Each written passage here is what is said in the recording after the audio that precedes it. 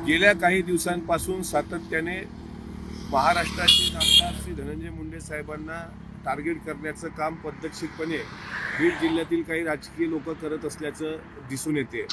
अमोल दुबे प्रकरणात जे तोंडघशी पडलेत ते सुरेश धस आज महायुतीचे आमदार आहेत, मात्र आपल्याला मंत्रिपद मिळालं नाही आणि दोघाही बहीण भावांना मंत्रिपद मिळालं। पंकजाताई आणि धनंजय मुंडे साहेब एकत्र आल्याचा पोटशूट त्याच्या पोटात उठताना दिसतोय।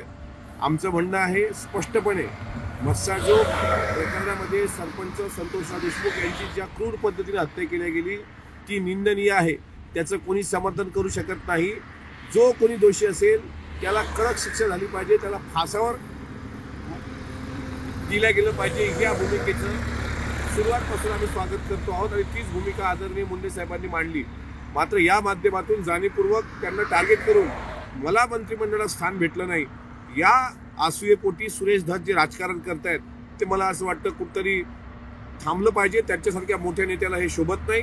महायुतीचे ते घटक आहेत आणि याहीपेक्षा एक सामाजिक कार्यकर्ते जे कालपासून पुढे आले आहेत, काल खासदार संजय राऊतांना पुढे आणलं गेलंय, म्हणजे सर्व एकत्र येऊन संदीप क्षीरसागरबद्दल बोलण्यासारखं काही वेगळं नाही। जो स्वतःच्या वडिलांना इतक्या मोठ्या पद्धतीने जी व्यक्ती इज्जत देऊ शकते ती बाहेरच्यांबद्दल कशी असू शकते यात काही दुसरं सांगण्याची गरज नाही।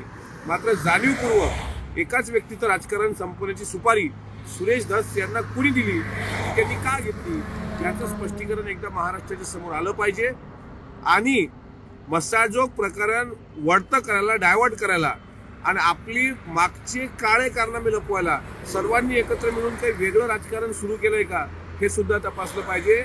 हमाम में सब नंगे होते हैं सुरेश अण्णा, त्यामुळं जे काही तुम्ही करता आहात हे त्या पीडित कुटुंबाला न्याय देण्यापेक्षा तुम्ही तुमचं स्वार्थी राजकारण करतात का हे बीडच्या जनतेला आणि सोबतच महाराष्ट्राला